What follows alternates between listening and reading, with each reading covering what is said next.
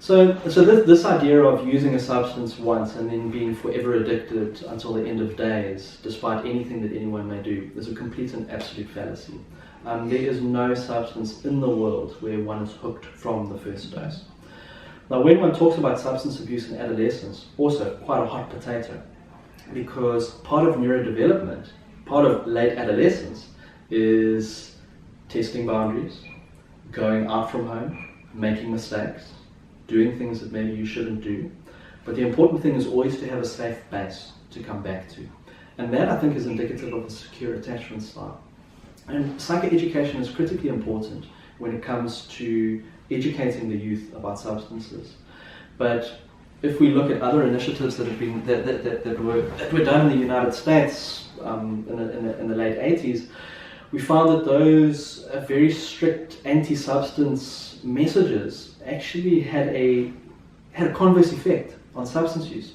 In fact, the students that were subjected to the very intense drugs are bad, drugs are bad, drugs are bad, tended to have higher rates of substance abuse later in their schooling career.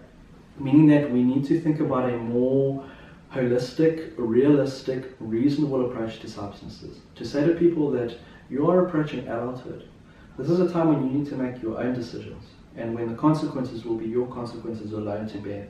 So in order for you to make an informed choice about something, you need to have all the information that is there. The good information, the bad information, and the questionable information that we don't know about. And I think the tendency is for us to focus too much on the bad information. If you use drugs, this is going to be what's happening. And maybe we should be also sort of framing it to the youth that to experiment with substances is never a good idea, but it also isn't something necessarily that one needs to hide and conceal from parental figures and from senior figures and role models, especially if it is causing problems in that person's life. If you've got a class of 20 kids, and you've got someone from the South African police force standing there telling them 16 out of 20 students in your class are using this drug. Okay. The 4 out of 20 that are not using it are going to think, well, what's wrong with me? Maybe I should use this. What am I missing out on? So there's a danger of, in fact, encouraging substance use by being too negative about substance use. As I said earlier, nothing is a 1 or a 0, a black or a white. And in fact, for most illicit substances, whether you like it or not, there actually is potentially some sort of medical utility. We use cocaine eye drops in the operating theatre. The ophthalmologists use cocaine eye drops. Opioid drugs are an incredibly powerful, effective pain-relieving medication. There is some evidence for medical benefit in cannabis. Nicotine is a short-acting central nervous system stimulant that can improve your attention and concentration. Alcohol is an effective anti-anxiety and antidepressant in the short term. But all of this information needs to be balanced out. So long-term use of cannabis can give you psychosis. Long-term use of alcohol will worsen your depression and worsen your anxiety. Long-term use of opioids will result in you become physically or chemically dependent on these drugs. And we need to give the information to people, to students, to the youth, and to adults, so that they can make an informed choice about what they choose to do and what they choose not to do.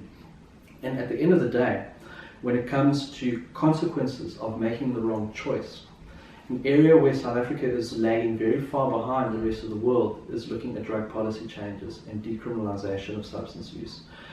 For an 18-year-old who is caught using a substance, to be prosecuted and to put in prison and to have a criminal record is disastrous. That person is never going to be able to achieve the maximum potential of what they have had.